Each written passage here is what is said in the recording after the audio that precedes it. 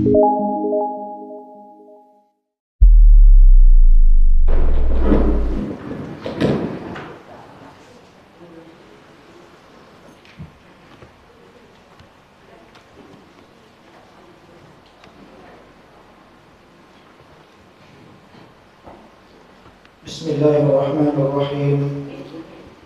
Assalamualaikum warahmatullahi wabarakatuh.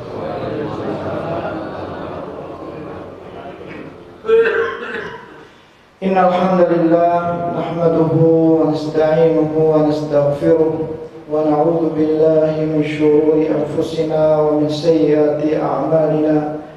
May yahdihillahu fala mudilla lahu wa may yudlil fala hadiya lahu. وأشهد أن لا إله إلا الله وحده لا شريك له وأشهد أن محمدا عبده ورسوله صلى الله عليه وعلى آله وصحبه ومن تبعهم بإحسان إلى يوم الدين. يا أيها الذين آمنوا اتقوا الله حق تقاته ولا تموتن إلا وأنتم مسلمون. يا أيها الناس اتقوا ربكم الذي خلقكم من نفس واحدة وخلق منها زوجها وبث منهما رجالا كثيرا ونساء واتقوا الله الذي تساءلون به والأرحام إن الله كان عليكم رقيبا. يا أيها الذين آمنوا اتقوا الله وقولوا قولا سديدا يصلح لكم أعمالكم ويغفر لكم ذنوبكم ومن يطع الله ورسوله فقد فاز فوزا عظيما. أما بعد. Ma'asyiral muslimin, Bapak Ibu, saudara-saudariku yang semoga senantiasa dirahmati oleh Allah Subhanahu wa taala, diberikan senantiasa keistiqomahan di dalam agama ini, diberikan senantiasa kesehatan dan dijauhkan dari berbagai macam musibah dan malapetaka. Amin ya rabbal alamin. Hadirin yang dirahmati Allah, alhamdulillah kita bersyukur kepada Allah Azza wa Jalla pada pagi hari ini kita kembali dikumpulkan oleh Allah Azza wa Jalla di masjid yang mulia ini guna untuk menambah keimanan kita. Karena di antara wasilah menambah iman adalah belajar ilmu agama. Menuntut ilmu adalah salah satu wasilah menambah iman dan salah satu jalan tercepat untuk menuju ke surga, jalan tol untuk menuju ke surga. Rasulullah sallallahu alaihi wasallam bersabda, "Man salaka tariqan yaltamisu fihi ilman, sahhalallahu lahu bihi tariqan ila jannah." Barang siapa yang menempuh suatu jalan, dia menempuh sebuah jalan dalam rangka menuntut ilmu, maksudnya ilmu agama di sini, maka balasannya sahhalallahu lahu bihi tariqan ila jannah. Allah akan mudahkan baginya jalan menuju surga. Allah perlancar, Allah percepat dia jalannya mudah untuk menuju surga, tempat yang abadi, yang penuh dengan kenikmatan. Hadirin Bapak Ibu yang dirahmati oleh Allah Subhanahu wa taala, tema kajian kita hari ini adalah membahas salah satu bab yang ke-9 dari kitab Al-Kabair, dosa-dosa besar, kitab dosa-dosa besar, dosa-dosa yang membinasakan, yang ditulis oleh Al-Imam Al-Hafidh Abu Abdullah Muhammad bin Ahmad bin Uthman Al-Zahabi rahimahullah, yang dikenal dengan Al-Imam Al-Zahabi rahimahullah, wafat pada tahun 748 Hijriah. Masuk pada bab yang ke-9, yaitu bab Al-Kadhibu 'ala Nabi sallallahu alaihi wasallam, berdusta atas nama Nabi. Ya, Ya, bab ini tentang orang yang berdusta atas nama Nabi Muhammad SAW, yakni dia membawakan hadis-hadis atas nama Rasulullah SAW.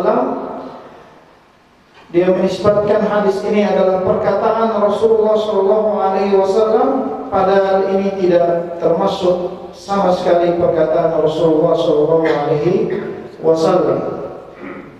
Atau dia hanya mendengar sebuah hadis, tapi dia tidak mengecek, dia tidak mencari tahu kebenaran hadis ini, apakah hadis ini sahih atau hasan, atau malah sebaliknya hadis ini dhaif dalam arti lemah, atau maudhu' dalam arti palsu. Maka terkala dia menyebarkan hadis yang maudhu', hadis yang dusta atas nama Nabi SAW, maka hakikatnya dia telah berdusta atas nama Rasulullah SAW dan terancam dengan ancaman-ancaman yang berat di dalam bab ini, ancaman-ancaman yang berat, azab yang berat. Karena apa?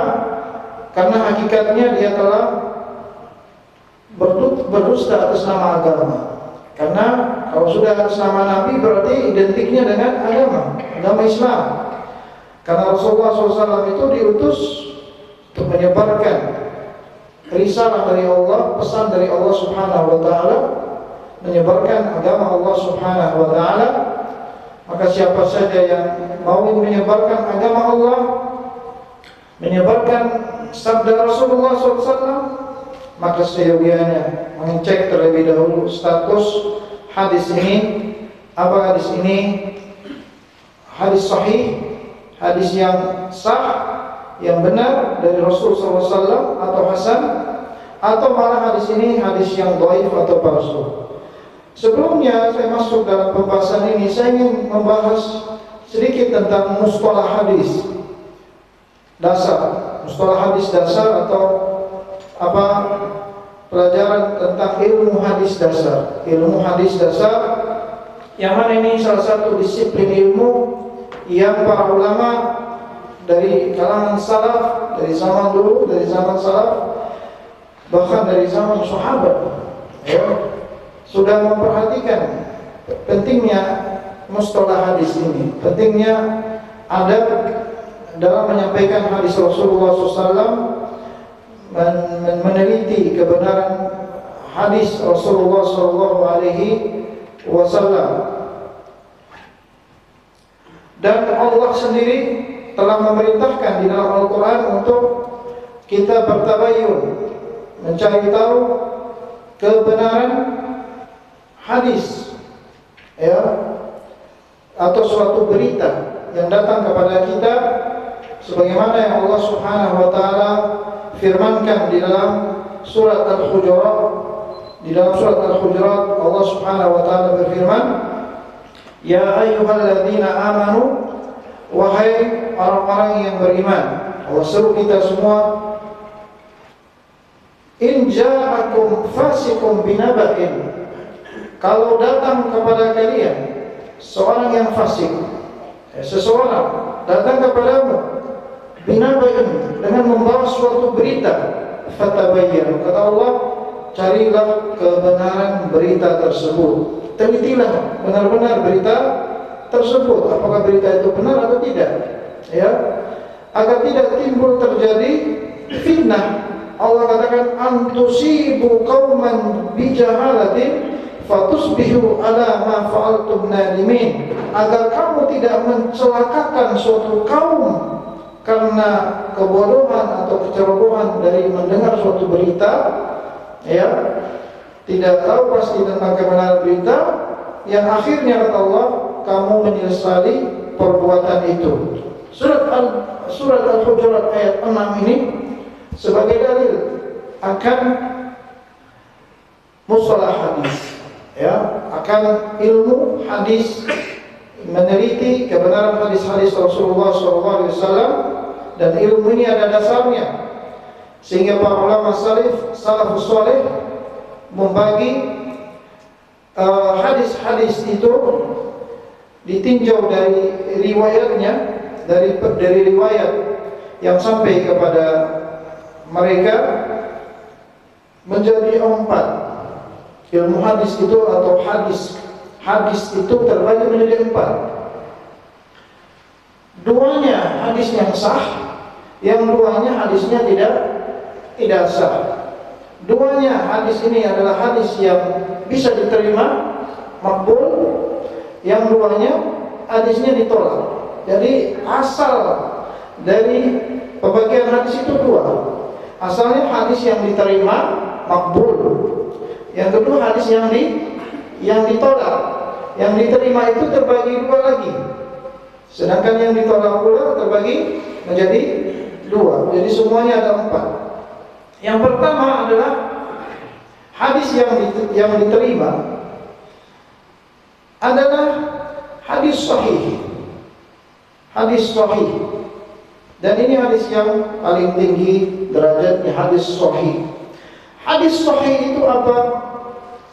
Para ulama mengatakan hadis sahih secara bahasa itu benar. Hadis itu benar datang dari Rasulullah SAW. Hadis sahih itu memiliki 5 kriteria. Yang pertama adalah an yakuna ar-rawi adl. Periwayatnya adlun. Periwayatnya itu adil. Adil dalam arti istilah hadis, orang yang bertakwa kepada Allah. Ini yang pertama. Orang yang bertakwa, orang yang jujur dalam ucapannya, orang yang istiqomah, ya. Ini adlun.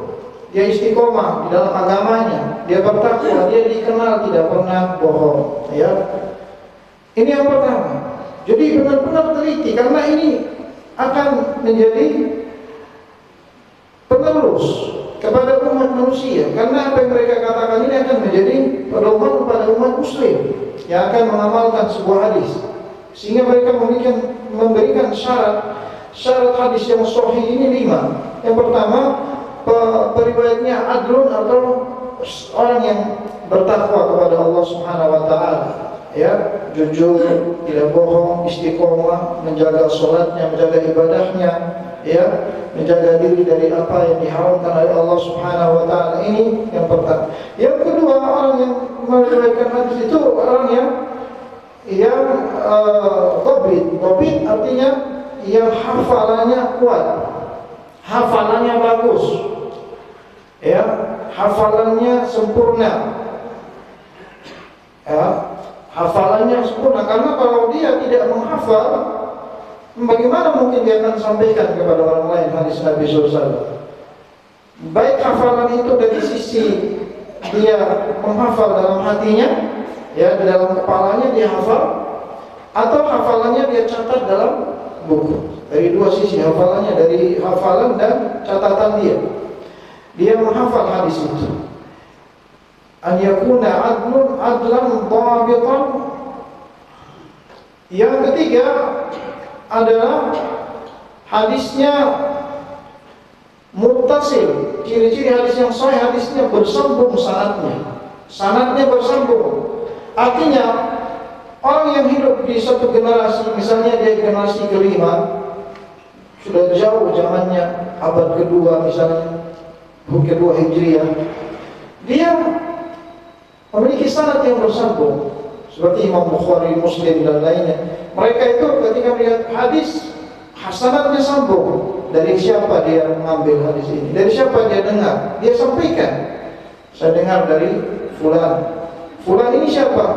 Orangnya jujur, orangnya seperti ini, orangnya benar. Terus dari tabi'in ini mendengar dari siapa? Dari fulan, semua fulan yang dia riwayatkan orang-orangnya dikenal jujur, orang yang bertakwa, yang sampai kepada para sahabat. Dia mendengar dari siapa? Dari sahabat. Pernah bertemu tidak? Pernah. Kalau tidak pernah dia bertemu, berarti terputus sanadnya. Tapi kalau pernah dia ketemu sahabat, berarti sanadnya tidak terputus. Kemudian sahabat Nabi mendengar dari Nabi SAW. Jadi silsilahnya bersambung terus sampai kepada Rasulullah SAW, tidak terputus. Ini yang ketiga. Yang keempat, hadisnya khalian minasyudud, tidak terdapat cacat, ya, tidak terdapat syudud atau dalam arti cacat, tidak ada cacat. Misalnya ada perselisihan antara hadis satu dengan hadis yang lain itu, ya, ada perselisihan antara periwayat yang satu dengan periwayat yang lain, ya, tidak ada cacat di sini. Misalnya ada perselisihan antara periwayat yang jujur dari periwayat yang lebih jujur lagi, atau ada perselisihan dari periwayat yang hafalannya kuat, tidak ada perselisihan dengan yang lebih kuat lagi hafalannya, tidak ada perselisihan di situ. Juga yang kelima, yakni hadisnya tidak terdapat illah. Illah itu salah satu disiplin ilmu, dalam artinya melihat ada salah satu kejanggalan-kejanggalan dalam riwayat tersebut. Ya, tidak ada kejanggalan. Kejanggalan itu para ulama ahli hadis saja yang tahu. Ya, seperti periwayat sedang membuat kata-kata yang seolah-olah hadis itu bersambung, ternyata tidak bersambung. Ya, seolah-olah periwayat hadis ini mengatakan saya mendengar dari fulan atau dari Syekh fulan, seolah-olah bersambung, ternyata tidak bersambung sanadnya. Ini semua para ulama hadis yang menulis. Hadis ini kalau sudah memenuhi 5 syarat, hadisnya sampai dibuat sahih. Hadis ini bisa diterima, bisa diamalkan. Bahkan jika itu wajib diterapkan. Jika itu sunnah, hukumnya sunnah. Jika itu haram, wajib ditinggalkan. Ya. Kemudian hadis yang kedua yang juga diterima, hadis hasan. Hadis hasan. Hasan itu adalah yang berada di bawah hadis, derajatnya di bawah derajat sahih.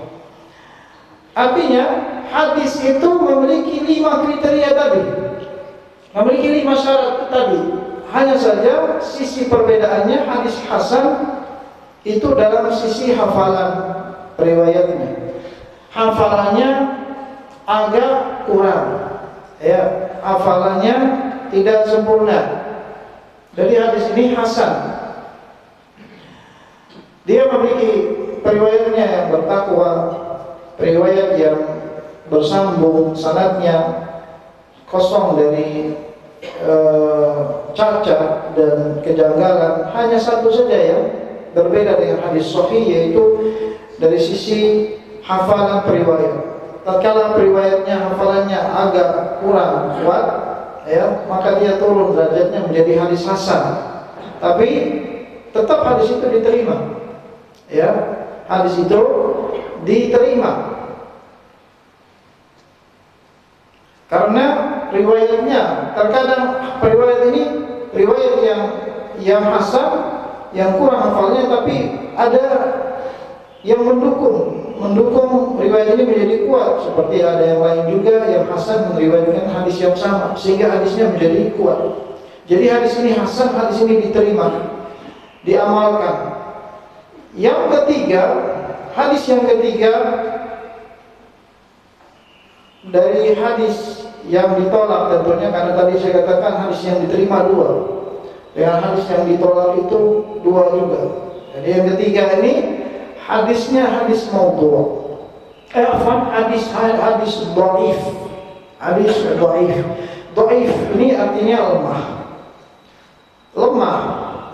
Tetapi tidak sampai maudhu', palsu. Karena yang keempat hadis maudhu'. Yang ketiga hadisnya dhaif, lemah. Yang ketiga, yang keempat al-maudhu', hadis palsu.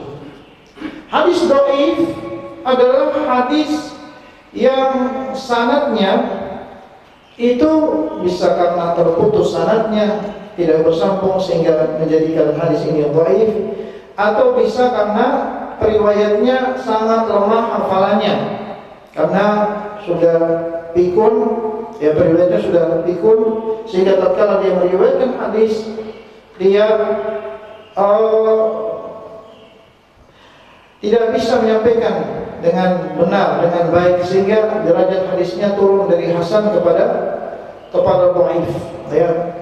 Namun apakah hadis ini dikatakan palsu? Tidak, karena periwayatnya masih jujur, orangnya bertakwa, orangnya soleh, orangnya berpegang teguh dengan agama. Hanya saja umurnya sudah sangat tua dan sudah sering lupa, sering salah di dalam menyampaikan hadis, sehingga hadis ini menjadi hadis yang dhaif, yang lemah. Dan hadis lemah ini, walaupun dia lemah, hadis ini lemah dan tidak bisa dijadikan hujah, tidak bisa dijadikan pedoman, tidak bisa dijadikan pedoman dalam agama kita ini untuk diamalkan.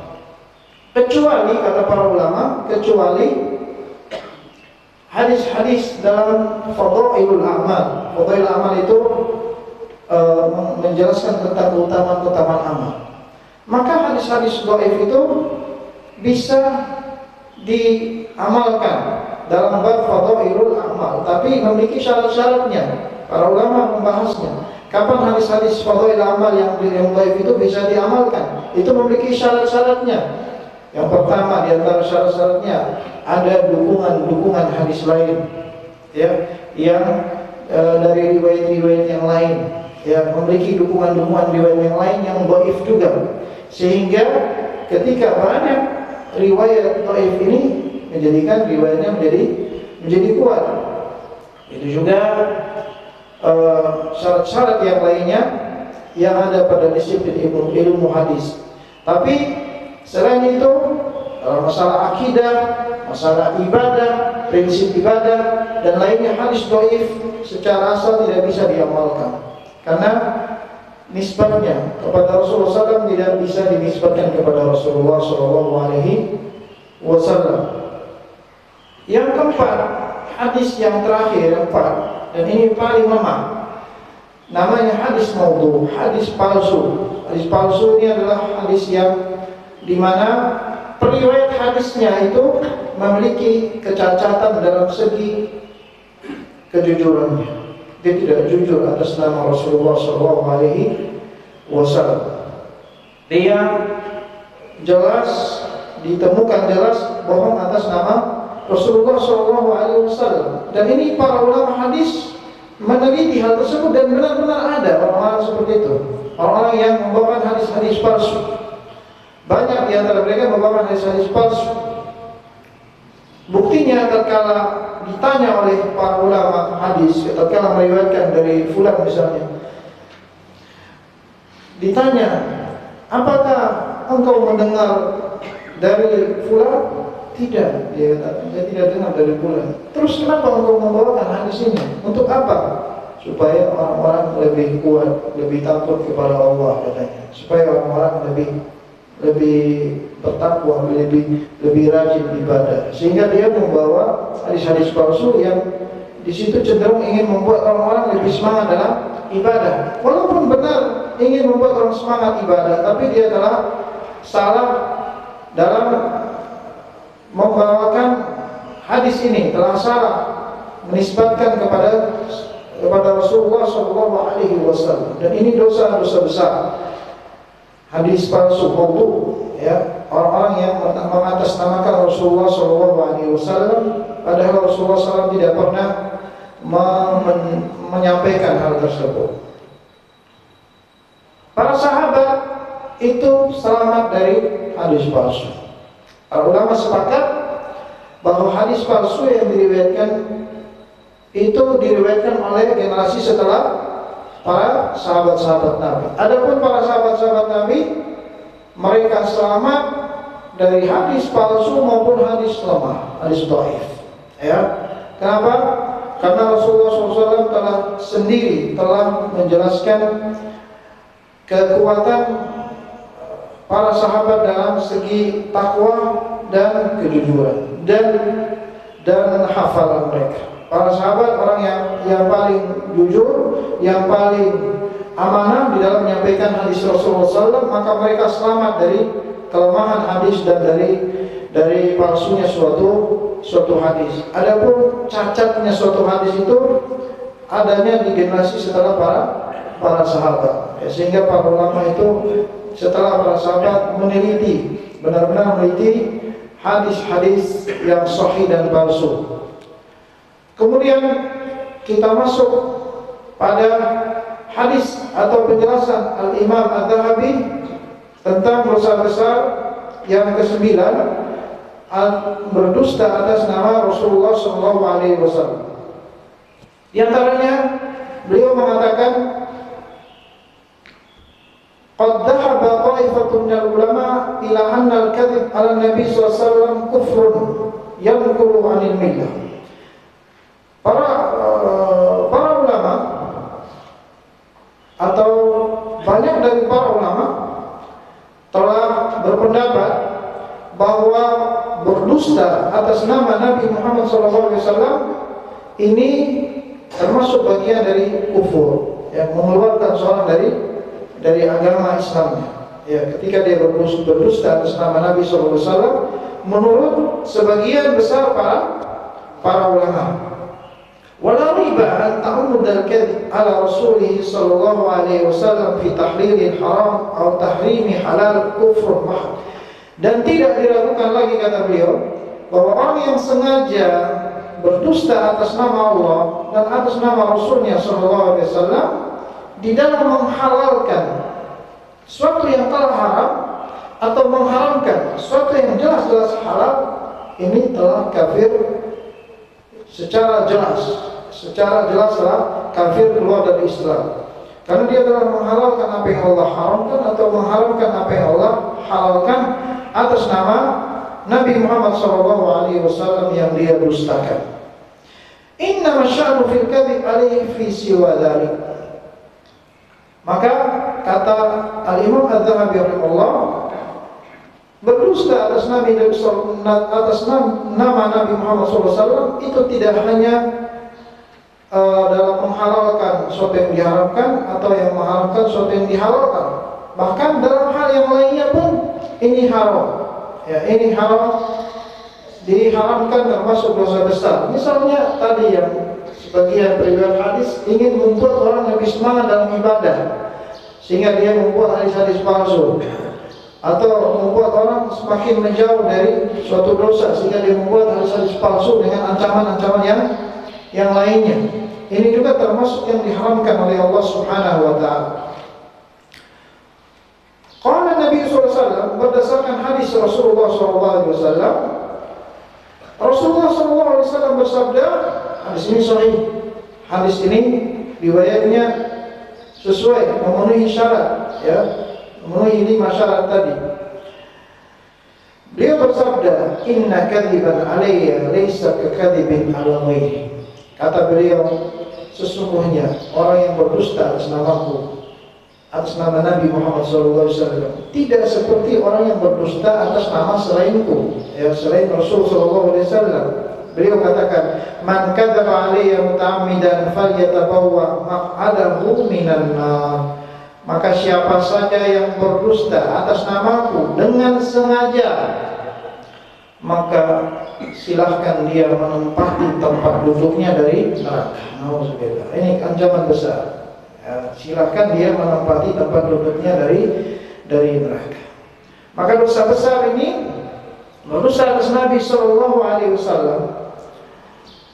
Berdusta secara istilah, arti dari dusta atau al-kadhib, al-ikhbaru 'anil syai'. Berkata Syekh Abdul Razzaq, dusta itu atau bohong itu adalah mengabarkan tentang sesuatu yang menyelisihi hakikat. Itu arti dari dusta atau bohong. Mengabarkan tentang suatu berita yang menyelisihi kebenarannya, hakikatnya. Berita itu tidak benar. Dan ini, kata Syekh Abdul Razzaq, termasuk bagian dari qabaihil amal, amalan yang sangat buruk, amalan yang sangat jelek, ya, dari ucapan. Karena kalau dia mengabarkan tentang suatu berita dari Allah atau dari Rasulullah SAW, maka perkara ini lebih besar lagi. Kalau berdusta atas nama selain Rasulullah, itu sudah besar dosanya. Apalagi mengabarkan atas nama Allah dan atas nama Rasulullah SAW, tentunya ini dosanya lebih besar lagi di sisi Allah Subhanahu wa Ta'ala.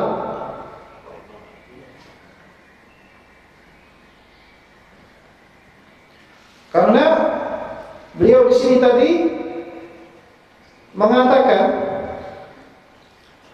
dalam membawakan hadis-hadis Rasulullah SAW tadi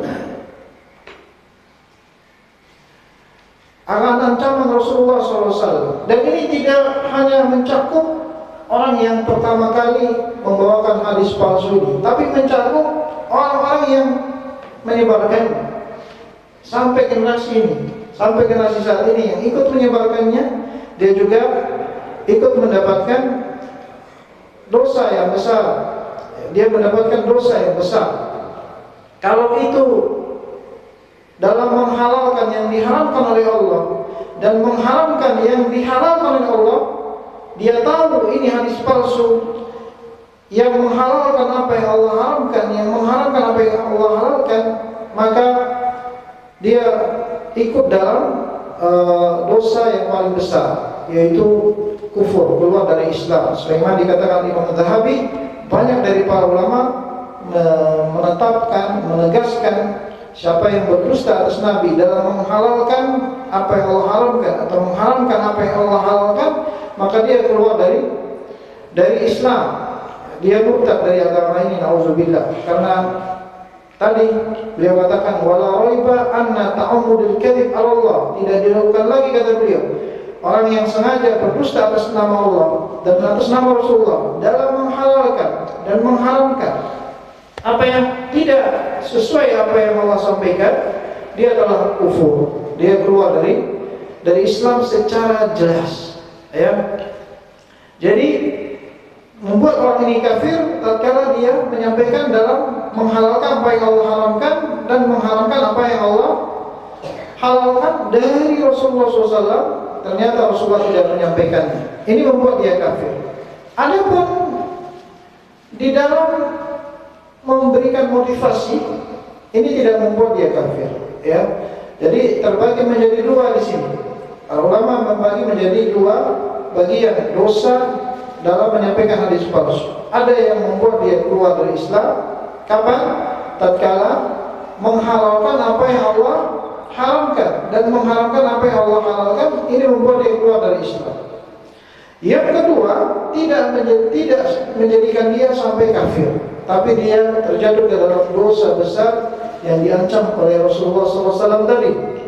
Seperti dia memberikan motivasi-motivasi, ya, dengan hadis-hadis palsu, ya, yang mana sudah ada perintahnya di dalam hadis sahih, tapi motivasinya belum ada atau kurang menurut dia, sehingga dia menambahkan motivasi tersebut dalam hadis palsu. Ini juga mendapatkan ancaman. Atau ada hal yang diharamkan oleh Allah dan Rasulnya sudah ada, tapi dia tambahkan lagi dengan hadis-hadis palsu yang ancamannya dengan azab-azab yang lain, ya, azab-azab yang bermacam, sehingga membuat orang itu menjauh dari dosa. Dan ini juga mendapatkan ancaman dari Rasulullah SAW. Beliau bersabda, "Man kadzaba 'alayya muta'ammidan falyatabawwa maq'adahu minan nar." Barang siapa yang berdusta atas namaku dengan sengaja. Karena ada yang tidak sengaja, ya, dia tidak tahu. Orang yang tidak tahu, tidak sengaja ini tidak termasuk orang yang berdusta atas Nabi SAW. Tapi dia sengaja, dia tahu ini hadisnya tidak sahih, hadisnya tidak dari Rasulullah SAW. Maka kata Rasul, siapa yang berdusta atas namaku dengan sengaja, maka silahkan dia menempati tempat duduknya dari neraka. Artinya dia terancam mendapatkan kursi di neraka nanti yang akan mengazabnya. Tempat duduknya ini dari api neraka yang akan mengazab dia. Kemudian hadis yang berikutnya akan ancaman bagi orang yang berdusta atas nama Nabi Muhammad SAW. Rasulullah SAW bersabda, Man kadzaba alayya buniya lahu baitun fi jahannam. Barang siapa yang berdusta atas namaku, maka akan dibangunkan baginya rumah di neraka jahanam. Ya. Maksudnya dia akan diazab dengan rumah tersebut, ya, dibangunkan rumah di neraka jahanam dan dia akan diazab dengan rumah tersebut di neraka jahanam. Nauzubillah min dzalik. Kemudian hadis yang berikutnya akan ancaman orang yang berdusta atas nama Rasulullah SAW. Beliau bersabda, Man yaqul anni ma lam aqul falyatabawwa maq'adahu minan nar. Barang siapa yang mengucapkan dariku. Di sini beliau lebih jelas lagi dalam ucapan. Man yaqul, siapa yang mengucapkan suatu perkataan yang dia nisbatkan dariku, ani dariku. Yang mana perkataan itu dikatakan dari Rasulullah SAW. Dia lagi bermajelis ilmu tanpa dia pikir panjang, dia katakan qala Rasulullah SAW. Rasulullah SAW bersabda, barang siapa yang meminum kopi maka dia akan mendapatkan keberkahan yang banyak dan seterusnya. Ini maniakulani. Siapa yang mengatakan atas hadis ini palsu? Ya, hadis palsu ini contoh, salah satu contoh yang kadang-kadang kita dengar orang berhadis palsu. Barang siapa yang minum kopi, maka dia akan mendapatkan keberkahan dalam hidupnya, akan mendapatkan kesehatan dan seterusnya, ya. Jadi maka ini ucapan dari Rasulullah SAW yang mana tatkala kita membuka buku-buku riwayat hadis dalam buku Imam Bukhari dan imam-imam hadis, kita tidak akan dapatkan baik yang sahih sampai lemah pun, yang baik pun kita tidak akan temukan hadis ini. Ya, tidak akan temukan. Maka ini terdapat ancaman Rasulullah SAW, falyatabawwa maq'adahu minan nar. Maka hendaknya dia tempati, silahkan dia menempati tempat duduknya dari neraka. Artinya dia akan diazab dengan tempat duduknya itu di neraka. Kemudian hadis berikutnya akan ancaman orang yang membawakan hadis dari Rasulullah SAW yang tidak beliau sampaikan. Yutba'ul mu'min ala kulli syai'in illa al-khiyanah wal kadhib. Semua orang beriman itu karakternya bisa tersusun, bisa terurai dari tabiatnya, ya, dari tabiatnya itu bisa terurai dari keimanannya, kecuali dua karakter ini tidak keluar dari iman. Ya, semua karakter seorang muslim, semua tabiat seorang muslim itu bisa keluar dari iman dia, ya. Masing-masing punya tabiat, masing-masing memiliki tabiat. Ada yang senang suka membaca, ya. Ada yang suka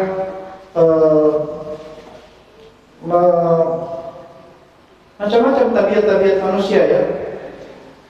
Ada yang senang apa contohnya? Bermedsos, ya. Masing-masing memiliki tabiat, ya. Ada yang tabiatnya pemarah, sedikit marah, emosi, ya, itu bisa keluar dari tabiat, dari iman dia. Ada yang tabiatnya itu senang dengan berbagi, ya. Kecuali dua, semua tabiat itu bisa keluar dari seorang mukmin yang beriman, yang keluar dari imannya, kecuali dua ini, khianat dan dusta. Karena khianat dan dusta tidak pernah datang dari orang yang beriman, ya. Tidak pernah keluar dari orang yang beriman, dari tabiat orang yang beriman. Karena khianat dan dusta ini asalnya dari sifat orang munafik, ya, datangnya dari orang munafik. Jadi dua perangai yang tidak datang dari tabiat manusia yang beriman, tapi datang dari tabiat orang kafir dan orang munafik, khianat dan dusta. Perlu dijelaskan, Syekh Abdul Razak bin Abdul Muhsin Al-Badr dalam menanggapi hadis yang disampaikan oleh Imam Zahabi ini, beliau katakan sanad hadis ini dhaif.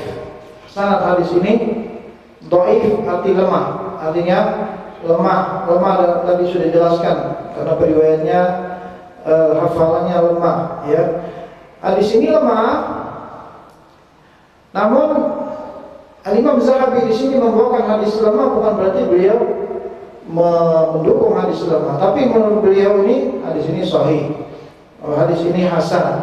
Tapi namanya ulama mujtahid kayak gimana pun tetap mesti ada kekurangan, ada kejanggalan di situ yang dilihat oleh sebagian ulama lainnya, bahwa hadis ini lemah, yang dilemahkan oleh Syekh Al-Albani dan lainnya, ya. Namun makna dari hadis ini beliau ingin sampaikan bahwa dusta dan khianat ini bukan dari perangai orang beriman.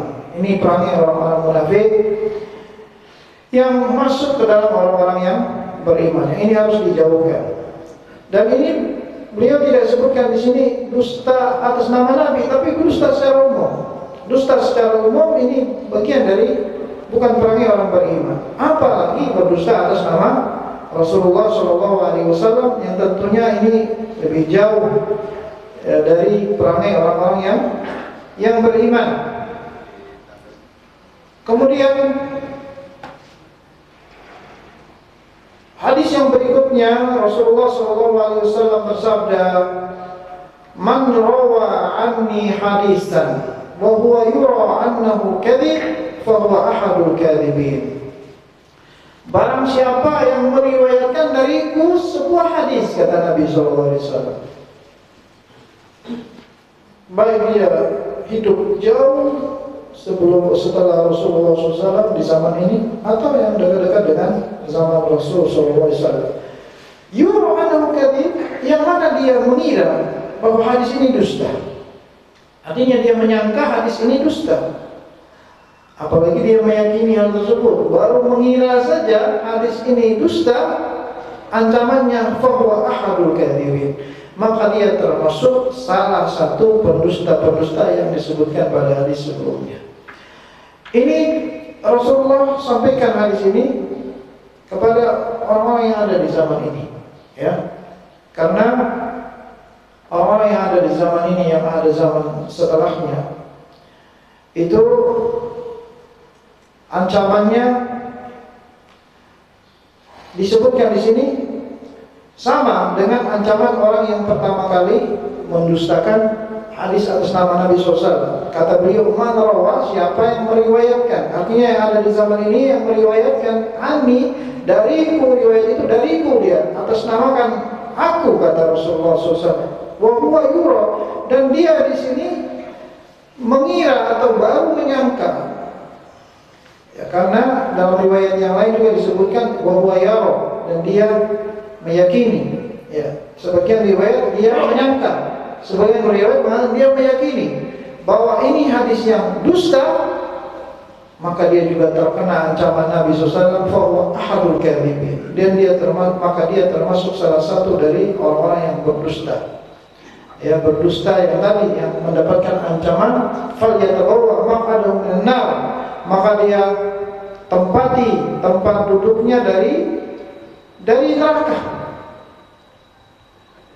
Jadi ini hadis yang terakhir yang disampaikan oleh Rasulullah SAW dalam bab ini, yang mana ini semua diarahkan kepada kita semua yang hidup di zaman ini akan ancaman yang Rasulullah SAW sudah ingatkan, ya, membawakan suatu berita dari Rasulullah SAW yang kita tidak tahu kejelasannya, ini berita benar dari Rasulullah atau tidak benar.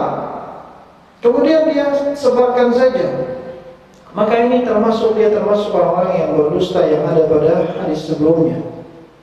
Kemudian Imam Az-Zahabi rahimahullah mengatakan setelahnya, fala halaka bihadza anna riwayat al-mawdu' la tahillu. Maka jelaslah, kata Imam Zahabi, maka jelaslah bagimu dengan hadis ini, dengan hadis-hadis ini, bahwa riwayat yang maudhu', yang palsu itu tidak halal, ya. Artinya tidak halal, kata beliau, tidak halal bagi seorang muslim atau seorang periwayat menyampaikan hadis palsu kepada umat manusia, kepada umat muslim. Tidak layak bagi mereka menyampaikan hadis palsu yang tidak benar dari Rasulullah SAW.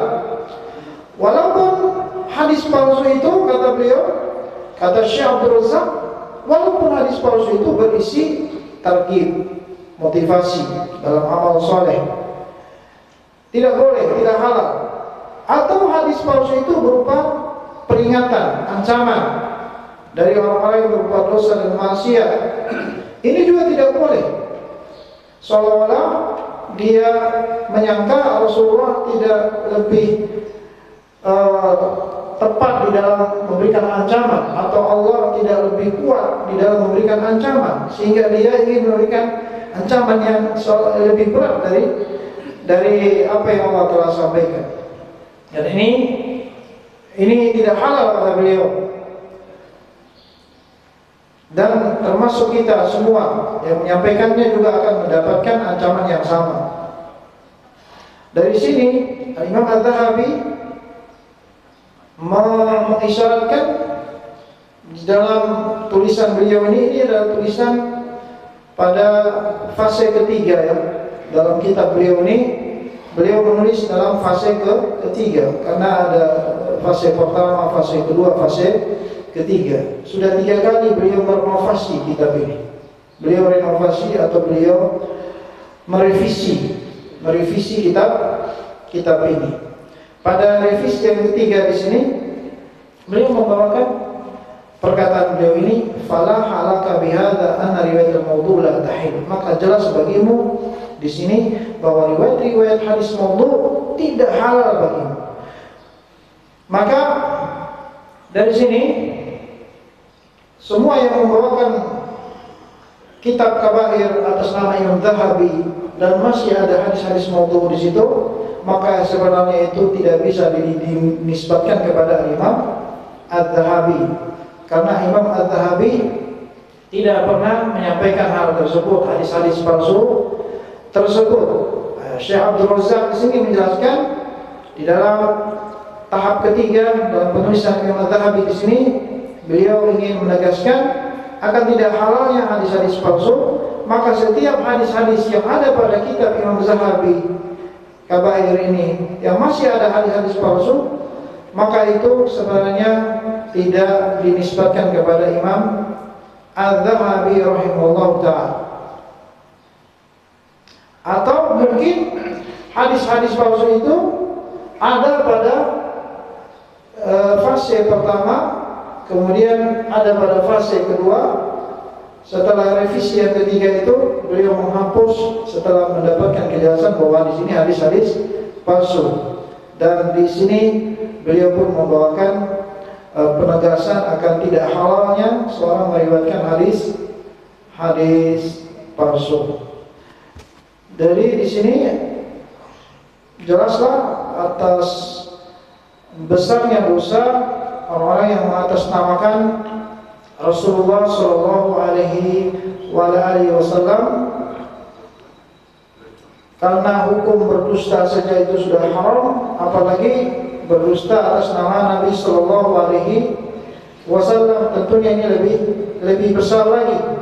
Berdusta atas nama selain Rasul SAW ini sudah menghilangkan keberkahan.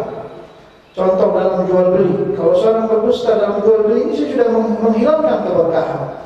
Sebagaimana Rasulullah SAW bersabda, al-bay'ani bil khiyar, orang yang berjual beli, ya, penjual dan pembeli, kedua-duanya memiliki pilihan.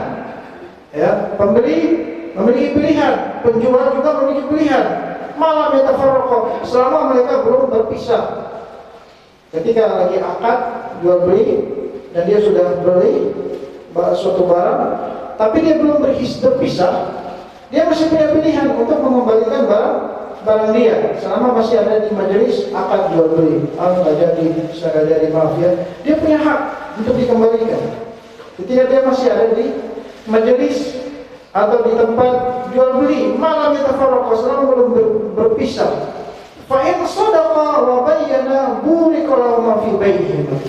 Ketika keduanya jujur, kata Rasulullah SAW, pembeli jujur, penjual juga jujur, pembeli dalam memberikan uang jujur, uangnya benar, bukan uang palsu.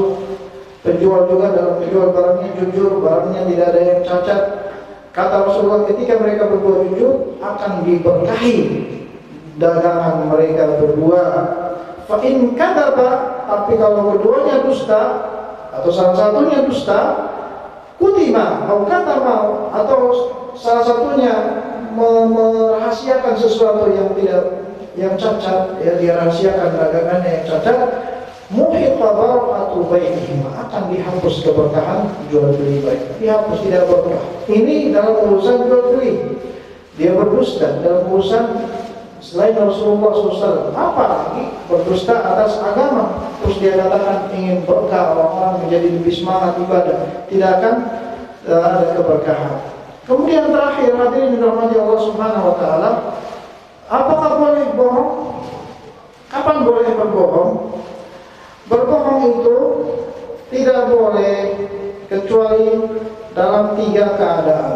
Ya, berbohong itu tidak boleh kecuali dalam 3 keadaan, sebagaimana yang Rasulullah SAW bersabda dalam sebuah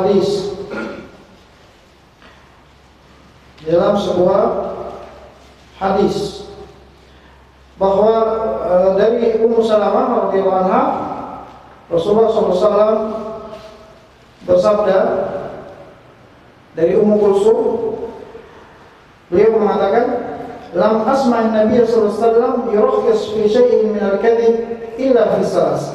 Aku tidak pernah mendengar dari Nabi sallallahu alaihi wasallam yang memberikan keringanan dari dusta, ini boleh berdusta, berbohong, kecuali dalam tiga hal. 3 hal boleh berbohong. Yang pertama, al-islahu bainan nas, memperbaiki hubungan antara manusia. Ini boleh seorang itu berbohong untuk mendamaikan orang-orang yang bermusuhan. Seperti ada 2 saudara bermusuhan, dia sedikit berbohong untuk mendamaikan mereka. Misalnya dia sampaikan kepada salah satunya, Pak, saya dengar dari tadi teman Bapak menyampaikan ingin mengajukan perdamaian saja, tidak ingin menyambutkan pertengkaran, ingin damai gitu, ya.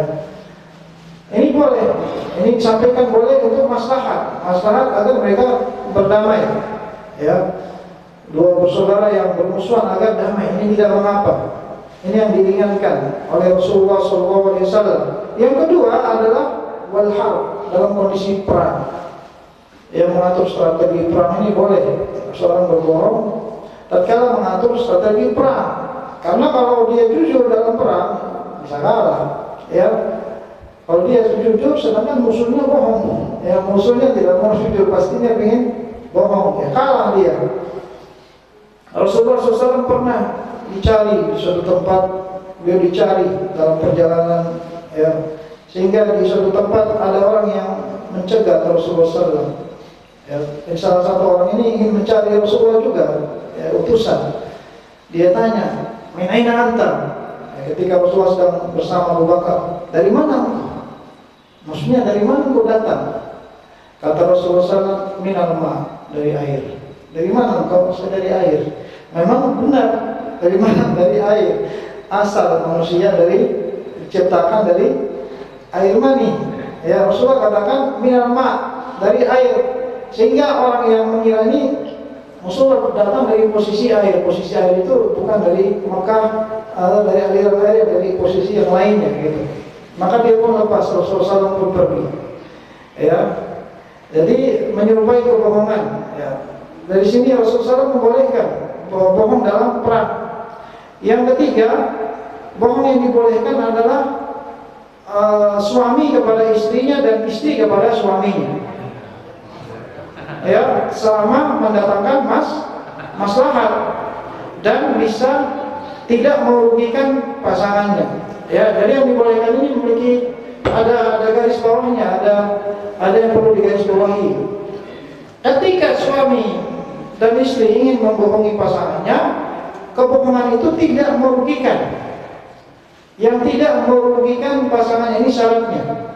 Syaratnya tidak merugikan pasangannya dan mendatangkan maslahat yang membuat salah satunya ridho, senang ya dengan dia, ini dibolehkan. Contohnya istri masak masakan, suami makan, ada masakan yang kurang enak, ditanya enak nggak?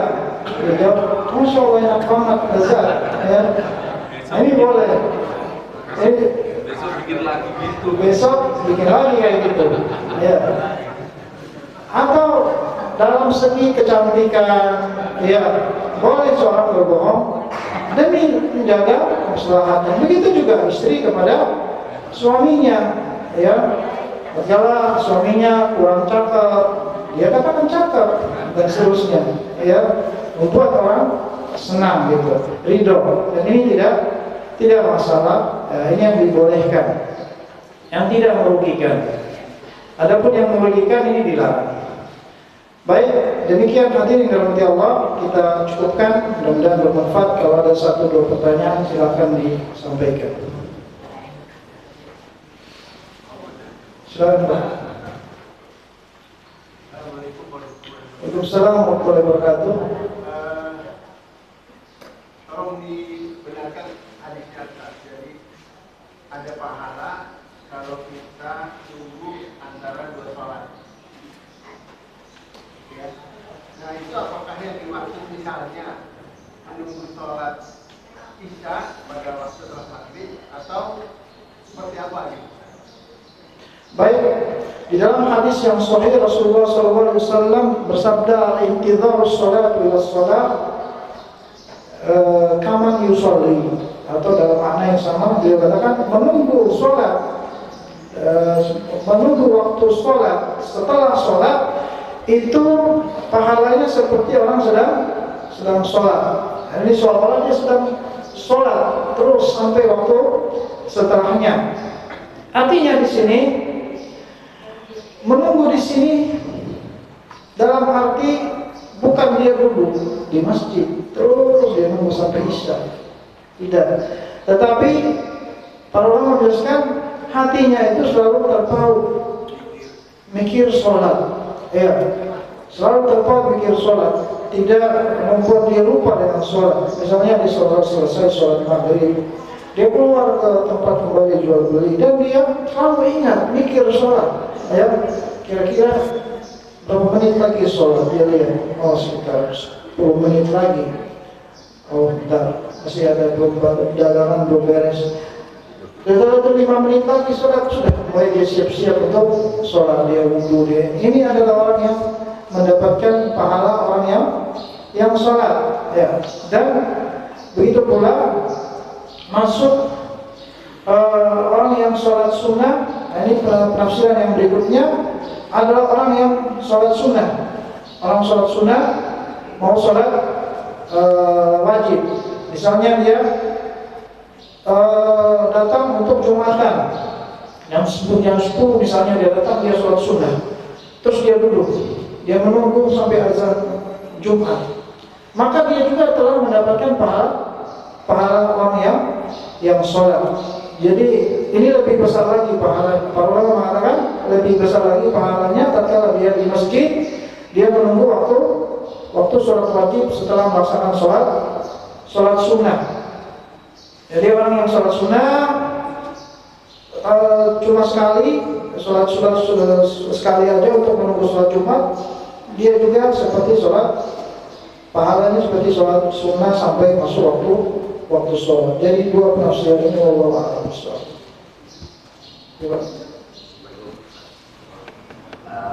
Ada beberapa hadis yang kadang-kadang membenarkan seperti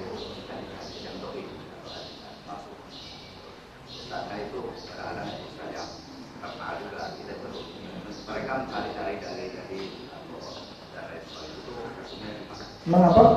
Mencari dalil-dalil yang lain untuk membenarkan yang hadis-hadis yang tadi yang maksud beberapa ustaz yang Iya.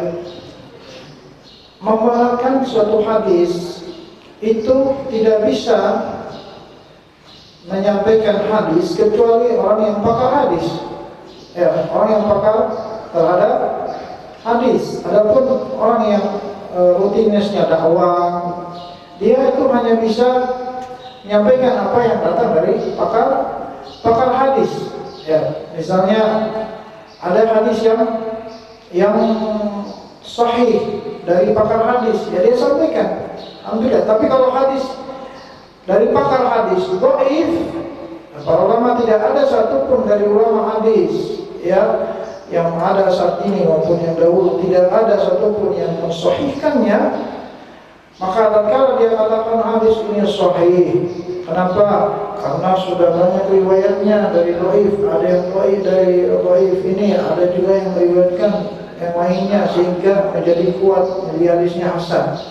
Maka tidak bisa dia hasankan hadis ini dengan kemauan sendirinya, karena dia tidak memiliki disiplin ilmu hadis. Dia tidak memenuhi syarat-syarat disiplin ilmu hadis. Termasuk saya saat ini tidak memiliki syarat-syarat disiplin ilmu hadis. Saya hanya sampaikan apa yang dari para ulama hadis. Ya, para ulama hadis inilah yang bisa menyampaikan hadis-hadis ini sahih atau dhaif. Maka tatkala ustaz ini misalnya dia bukan pakar hadis, terus dia katakan hadis ini sahih, maka itu harus diteliti lagi, diteliti kembali benar atau sahih, dari mana dasarnya, mana ulamanya yang mengatakan. Harus ditanyakan siapa ulama yang menyatakan hadis ini sahih. Apakah Syekh Al-Albani atau Syekh bin Baz atau imam-imam yang lainnya dari pakar hadis, ya Imam Al-Muziri, Imam Tirmizi atau yang lainnya menyampaikan hadis ini sahih atau tidak. Ya, kalau tidak ada maka dia tidak bisa diterima. Maka perlunya ada penelitian, ya, harus diteliti, harus dipastikan kebenaran suatu hadis sebelum kita mengamalkannya. Wallahu a'lam. Dan itu ya memang ada seperti itu, tapi harus diteliti lagi. Yang terakhir, ada yang terakhir. Ibu-ibu silahkan jika ingin bertanya.